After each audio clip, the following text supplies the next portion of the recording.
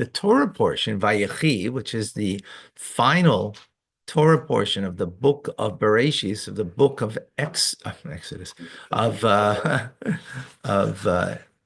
Bereshit, Genesis, right, in English. Vayechi means, yeah, and he lived, yes, absolutely. Absolutely. Okay, let's get right into the Parsha.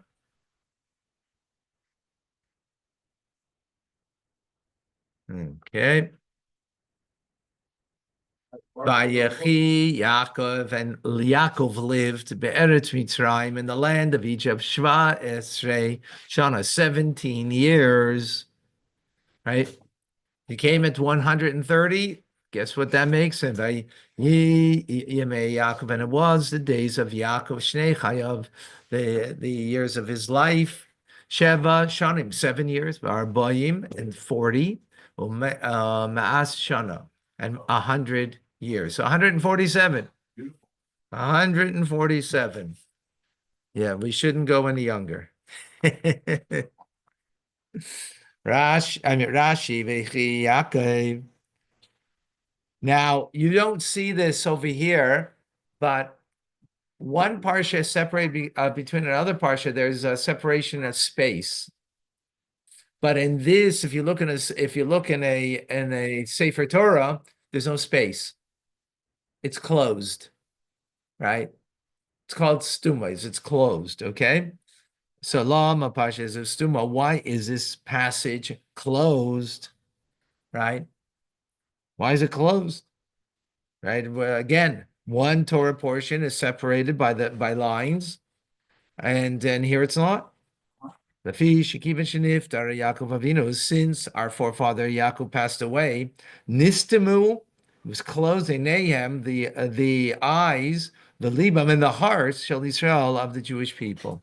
Mitzaras Hashiva. Why? Why were their eyes and their hearts closed? Because of the suffering of the enslavement, which will come after this Torah portion. It's not coming now, but it will come after this portion. And the Egyptians began to enslave them after his passing. An alternative explanation of why it's closed. Shebikesh Lagalis is a case. Yaakov wished to reveal the end of times, Labanov, to his sons. Nistam Imenu, and it was closed off from him. Bereshis Rabbah, and this is found in the Bereshis Rabbah. So there's sichos on this, of course, which we are not going to learn right now. Israel Lamuz, and it approached, it drew near the days of Israel, referring to Yaakov, of course, Lamuz, to pass, to die, V'yikra Livnai, and he called to his son, Yosef, to Yosef, and he said to him, if I have now found favor in your eyes,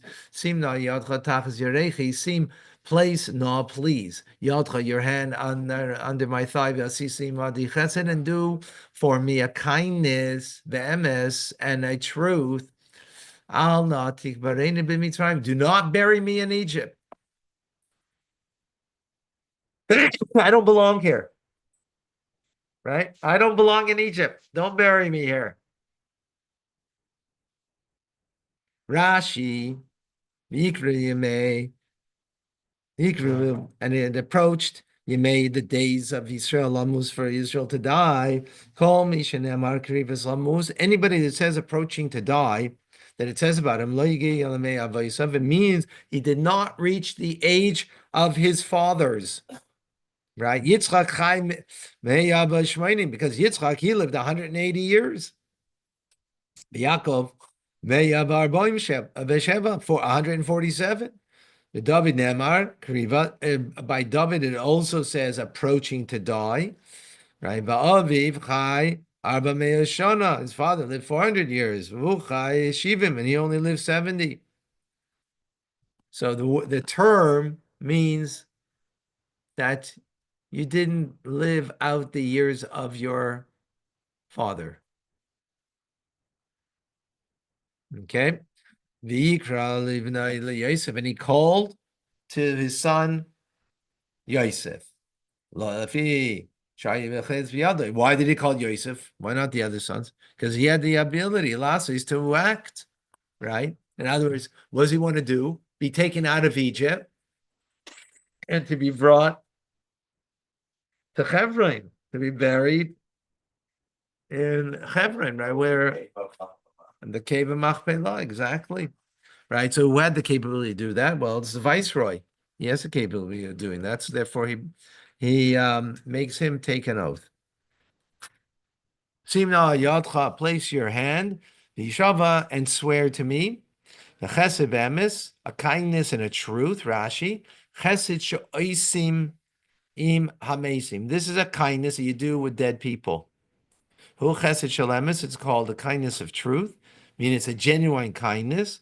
Sheinu mitzapel l'tashlim gmul. Why? Because there's no reciprocation, right? When you do something for a dead person, you're not going to get reciprocated. When you do something for someone who's alive, a kindness, there's always in mind a reciprocation, some form of reciprocation, whether consciously, subconsciously, but definitely there's some kind of thought that you did something kind, that there's something coming back, a payback, right? Not for a dead person. That's called chesed shalemis, a kindness that's true, of truth. Okay, Al natik b'nei Mitzrayim. Don't bury me in Egypt. Why is Jacob asking Joseph to put his hand under his thigh? Because because they don't have a Sefer Torah, they don't have a Chumash that he could do it. He only has one mitzvah. He only has one mitzvah, circumcision. So by his thighs, next to his circumcision, you make an oath. When you take an oath, you do it on some holy object. So he didn't do it on his circumcision; he did it next to it, right? By the way, when was else done? Who did this previously? Abraham.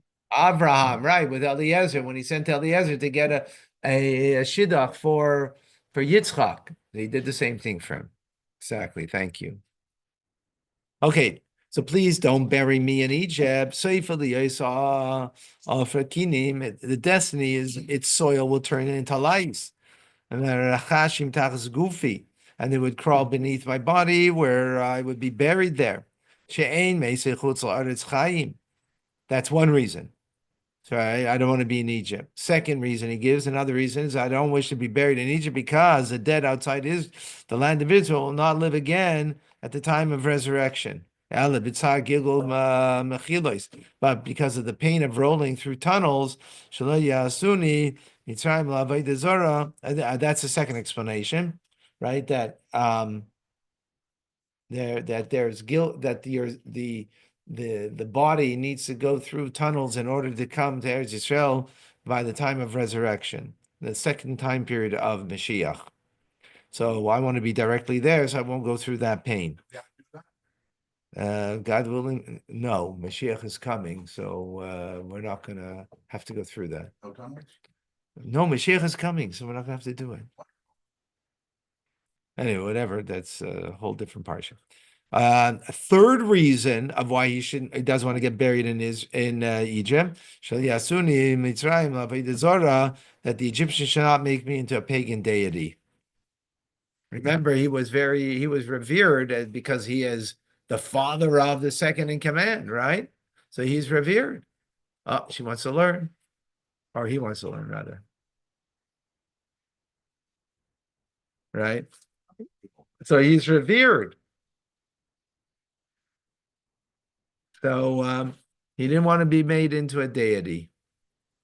Very interesting. We'll see at the end of the parsha, and the Rebbe will explain the difference. Yosef does get buried in Egypt, right? What? Yeah, we'll see at the end of the parsha. Not now. Not now. Okay. Page. I know. I brought it up, and as I brought it up, I end it. I get a privilege. Okay, verse number 30.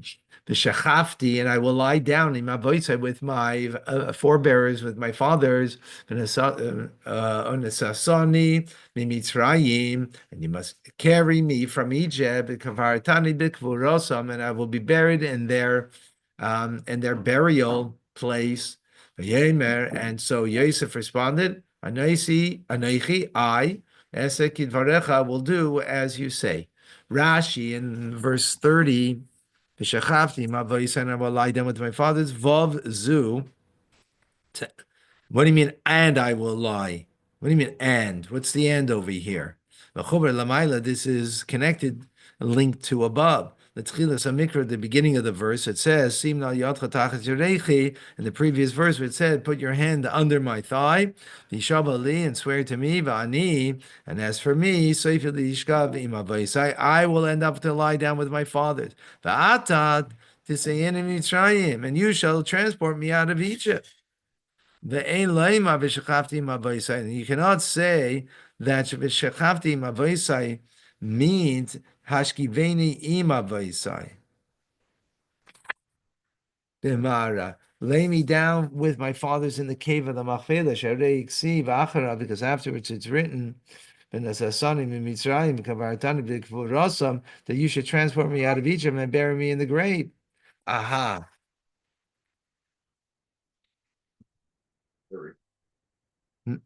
No, because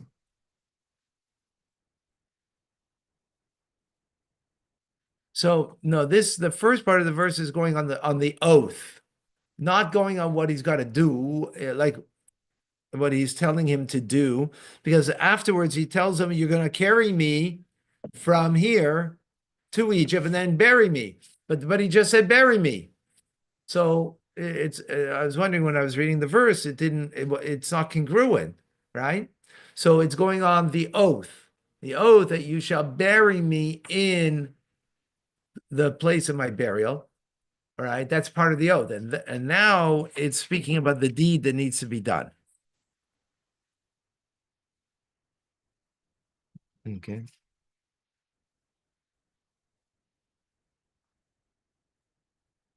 Okay. And furthermore, we find everywhere in Torah, the expression of lying down with one's fathers, which means the demise and not burial. Means they're passing rather than their burial. David, he lay down with his fathers, meaning his demise, not burial. Only afterwards it says David that he was buried in the city of David. Interesting.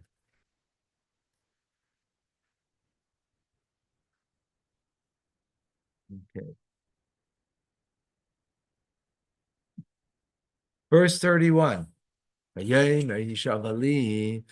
he said to him, swear to me, and he swore to him, Israel and Israel, meaning Yaakov, prostrated himself toward the head of the bed. Rashi, Ishtachu Israel. What does this mean? That he prostrated himself. When the fox is at the time of greatness, Segidle, bow to him.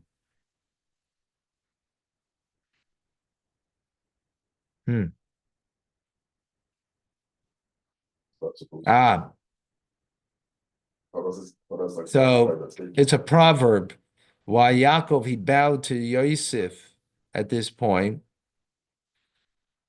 If it would have been to bow to him out of respect because he's a ruler, Yosef, he would have done it when he came to him. But he did it because now he did it out of an acknowledgement that he needed him. As the saying goes, this Mizrahi explains, that animals bow even to the lowly fox if the need arises. In other words, he's bowing because of the need that he has, because when he dies, he needs him to be buried in Hebron, right? It's a son. So what? Why does it seem as though it comes across as well? Of course, in the West, we think of a fox as being a sly animal. So no, it's a saying, it's a proverb. Rashi's quoting the proverb, right? That the animals, when they need the fox, they bow to, figuratively speaking, right? Because they need the fox, I guess, I don't know, for protection or whatever it is, right? The sly fox to protect or to whatever. You have to look more into that, what it means. So that's why he's bowing to him. And as he's not bowing to him because he is the second in command as viceroy, because if he would have done that, he should have done it when he first came to him. He didn't. He's only doing it now because he needs him to fulfill something that he cannot do, right? Which is to be buried in Hebron. He can't do it himself. All right.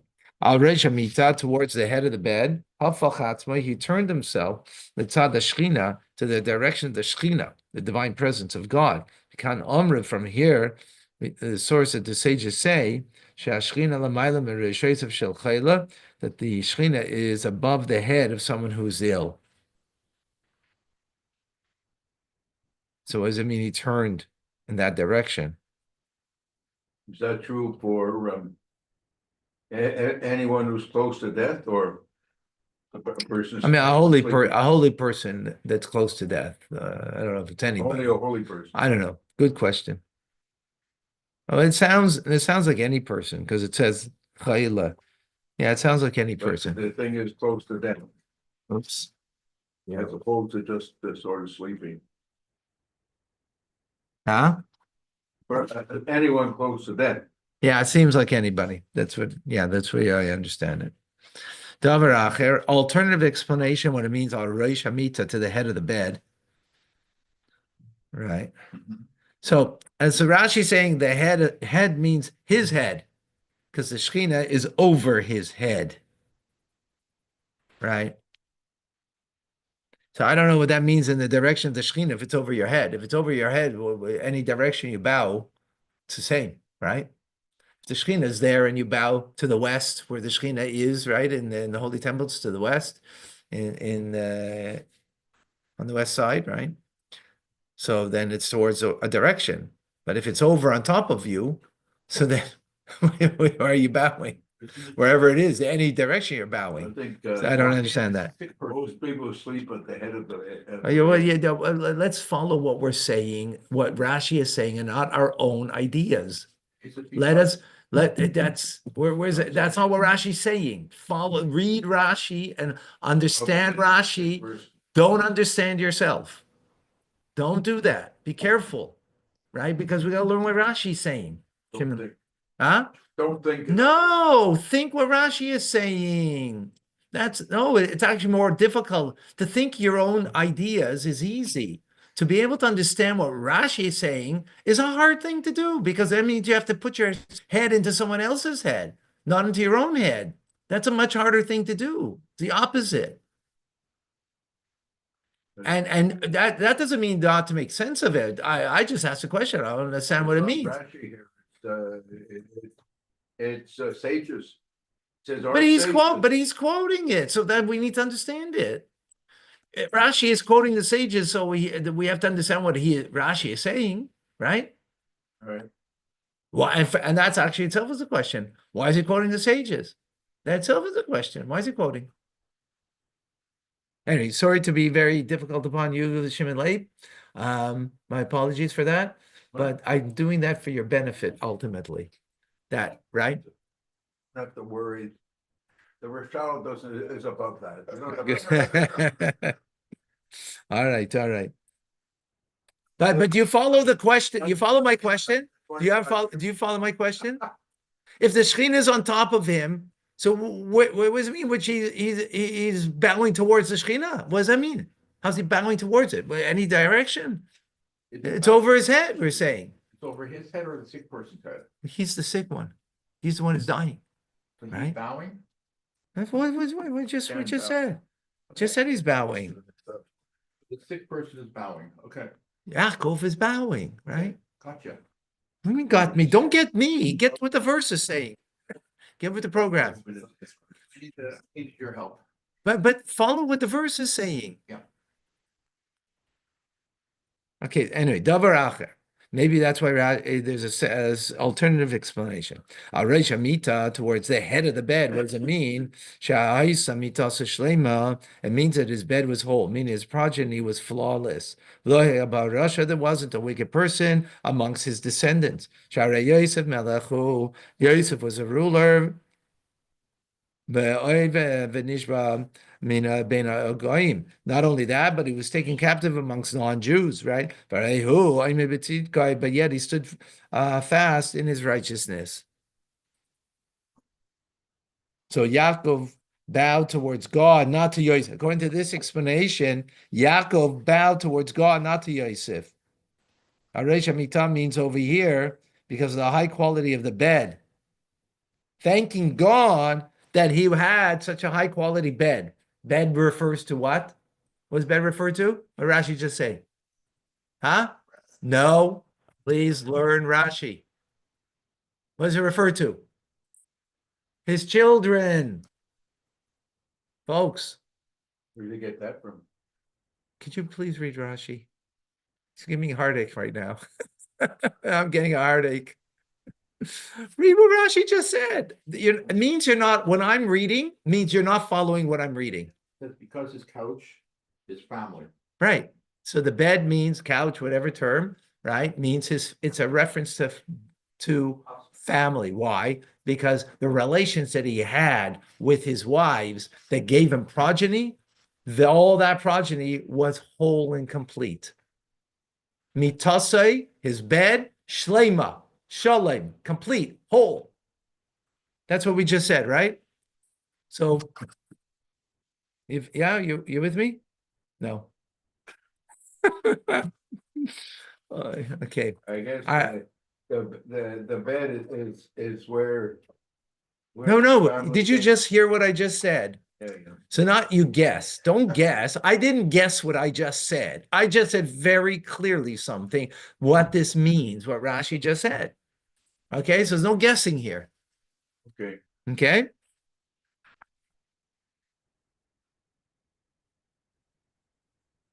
There you go. All right. Okay. They really need it, but Huh? it's okay, nothing. Okay, that's Nothing- good. No, nothing- not Rashi is everything Nothing right now. important- Nothing as important as Rashi. Right. Okay. And it was after these things. And he said to Yosef, now Yaakov, after this exchange, right? Now he says to Yosef, Hine avicha. I'm sorry, Yosef, sorry. Yosef said, Hine avicha chayla. Actually, I'm sorry. It was said to Yosef, Hine avicha chayla. Behold, your father is sick. I know, we'll see. It's Ephraim. And he took his two sons, Imai with him, as Menashe as Ephraim. He took Menashe and Ephraim. Let's see Rashi. Verse number 1, chapter 48. Okay, now let's learn it together. Let's not go off and learn it separately, okay? That way we have a better chance to understand what Rashi is saying to us. Yosef said, it was said to Yosef, rather. One of the messengers told Yosef, this is an abbreviated verse, and it doesn't specify who said it to Yosef. Those that say, Ephraim that it was Ephraim, because he was often present by Yaakov, the Talmud, to study with him. Yaakov, and Yaakov took ill, Eretz Goshen, in the land of Goshen. Ephraim went to his father in Egypt, to tell him. Okay, that's who Rashi says it's all right. And he took his two sons with him. Why did he take his two sons? Because in order the Yaakov should bless his two sons before he dies. And it was told to Yaakov, and he said, behold, your son Yosef has come to you, he's Chazik Israel, and he strengthened himself, Israel, meaning Yaakov, Yeshiv Alamita, and he sat on the bed. Verse number 2. And it was told, the messenger to Yaakov, again, it doesn't specify who it was. Baharbe Mikrois Kitzei Loshen, and many verses are abbreviated in and don't specify things. He's Chazak Yisrael, and he strengthened himself, he exerted himself, Israel, Ba'amar, and he said to himself, Afapi Shubani, even though he is my son, Melachu, he is a ruler. Achalik Leikavod, I will give him honor, I'll accord to him honor. Mikan, from here we see, Shechalkin Kavod Lemalchus, the one has to accord honor to royalty. And similarly, Moshe Chalik Kavod Lemalchus, Moshe also extended his honor to royalty. As it says, "V'yardu kol avadecha elad," then all of these slaves of yours will come down to me. Moshe accorded honor to Paro by telling me that the slaves would come down to him, when in fact it was Paro himself who came down to him. Aha, okay. V'yardu kol avadecha elecha elai. Huh? There's a fancy word here, can't pronounce it, but never mind. Okay. FMS something or other. Euphemistically. Thank you. Then all of the slaves will come down to me. Majority his loins. Okay. Verse number 3. Yomer Yaakov el Yosef, and Yaakov said to Yosef, Kel Shakai, Hashem Almighty, Nira Eli, he appeared to me, Beluz, in Luz, the Eretz Canaan, the land of Canaan, and the Yivarech Haisi. When was that? By the ladder, right? When he had the dream of the ladder, right? Next verse, verse 4. And he said to me, I am making you fruitful, and I'm making you numerous, and I'm going to place you to a community of peoples. And I'm going to give you this land of Canaan, to your progeny, that comes after you, for a permanent holding. Hear that? No. Oh, that was much, For 4, I'm sorry, we gotta do some trucking over here. So we want to finish, okay? 4, I will made you in the congregation of peoples. God informed me then. I was still destined to come forth from me, a congregation who are a people. Even though he said to me, call goyim, then he said a different. He said a nation, a congregation of nations. Now he's saying a congregation of peoples. Goy Amar Li Binyamin. He said to me, a nation. He said to me, a nation to me about Binyamin. Kahal. That's a nation. Kahal Goyim Hareshnayim. And a congregation of nations is 2 minimum, right? Levad Binyamin, besides Binyamin. Meaning one of my tribes is destined to split. And now that gift of dividing into 2 tribes, I'm giving it to you. In other words, he's going to now make from Yosef into 2 tribes, right? Ephraim and Menashe. We don't have a tribe called Yosef. We have a tribe called Ephraim and Menashe, because this is where, because before, so he's explaining, because before, when he was told he's going to be made into a kahal, he's going to be made into a goy, which is a nation. A goy means nation, right? Going to be made into a nation. But he then also is a kahal goyim, a nation of goy is singular. Goyim is plural. So you're making it into a congregation of nations, it means 2. So besides Binyamin becoming a nation, right? This is when Binyamin was born, he said to him, right?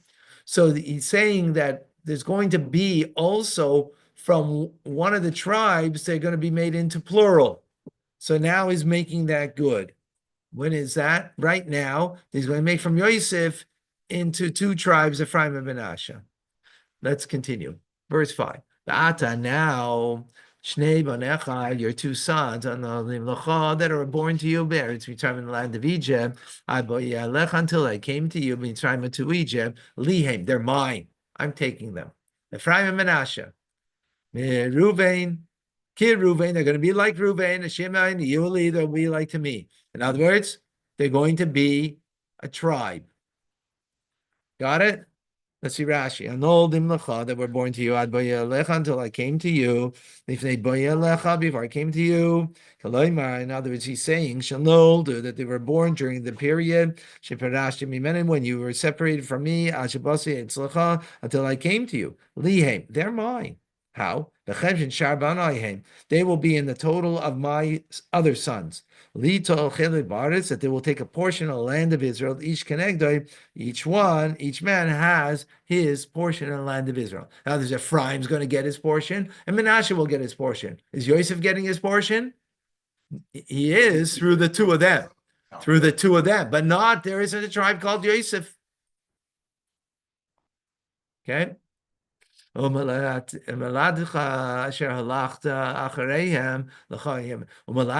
who will be born, those offspring that will be born after them, they will be yours. They will be included under their brother's name, right? In other words, they're not going to have a tribe if you're going to have more children that will be born to you. Rashi, your progeny, if you will get more sons, they will not be amongst the number of my sons. Ella, it says Ephraim, but they will be included in Ephraim and Menashe, those two tribes will be included. They will not have a distinct name among the tribes of Israel. In regard to taking possession of the land and having an inheritance in the land. Even though the land of Israel is divided by the size of the tribes, their population.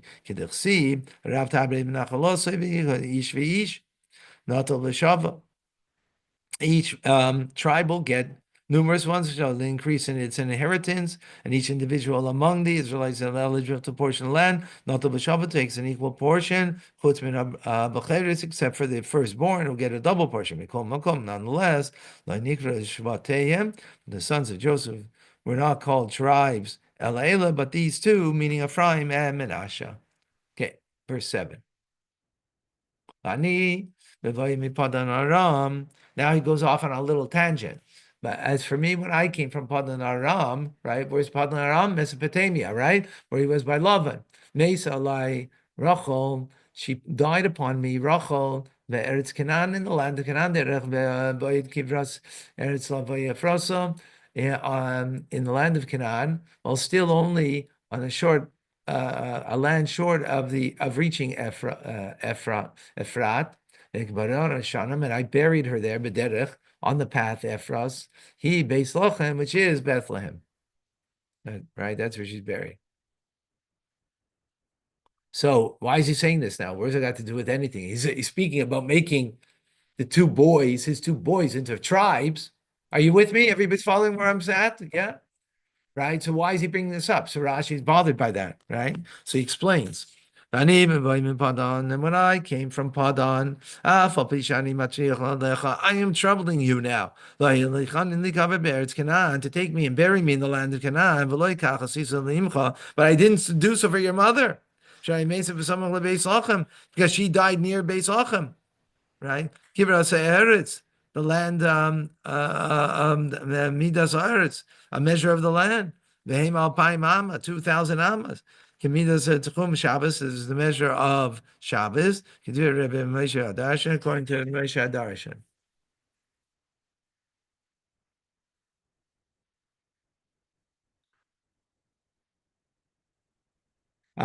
But so with these words, Yaakov is apologizing to Yosef to say, and don't say that the rains prevented me. It was raining, and that's why it prevented me from bearing her in Hebron. No, because it was a dry season. Because the land was hollow and holes like sieve, right? Because it was not the raining season. And I buried her there. right? I didn't even take her to Bethlehem. To bring her into the land. And I know you have hard feelings against me because of it. But know for yourself. I did it by the word of God. That I buried her where I did. Why did God want her to be buried there? Not in Hebron. I didn't take her to No, I didn't take her to Hebron. I didn't even take her to Beis Lachem. I didn't even take her to Bethlehem. Why? Because when Nebuchadnezzar would exile the Jewish people in the first the destruction of the Holy Temple in the year 586 before the Common Era. They would pass by Rachel's tomb.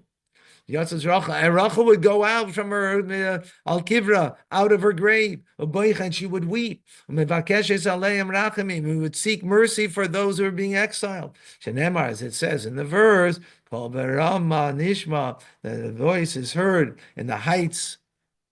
HaKadosh Baruch Hu, and the Holy One, blessed be, answers her. Yesh that there's a reward for your act, says Hashem. The and the children shall return to their borders. In other words, they're being exiled, but they will return to their borders. When did they? 70 years later, right? They returned for this with Ezra for the second Beis Hamikdash, right? Onkelos translates Kivras Haaretz is the plowing of the land. Kadei Shir Charish is Yom, the equivalent of the amount of days plowing. But I say, Aya Lehem Ketzav, there was a certain amount. Shayu Kaidim, I say they would call Kadei Machrisha Achas, an equivalent of one plowing, according to Velaz, and in Old French, Sharud. Kedam Rinan, as we say in the Talmud, Karev is a chani, plow, and it does it again.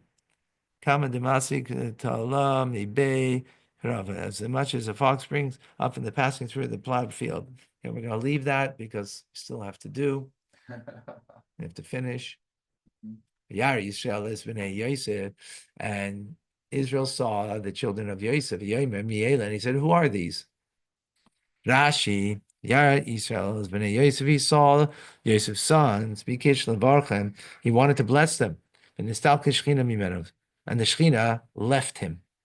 Levisha Osid, Yeravam, Yachvam, let's say Ephraim. Why? Because Yeravam and Achab are destined to come forth from Ephraim, Menashe, and Yehu, and from the sons of Menashe. In other words, and they were evil people. So the Shechina left Yaakov. So therefore he said, who are they? Where did they come that they're unfit to get the blessing? He's about to bless them, and the Shekhinah left him, and that's why he's asking, who are they that they came that they are unworthy to get blessing? Wow, heavy duty. Okay, last verse. And Yosef said to his father, they are my sons, that God gave to me, in this, meaning in this country.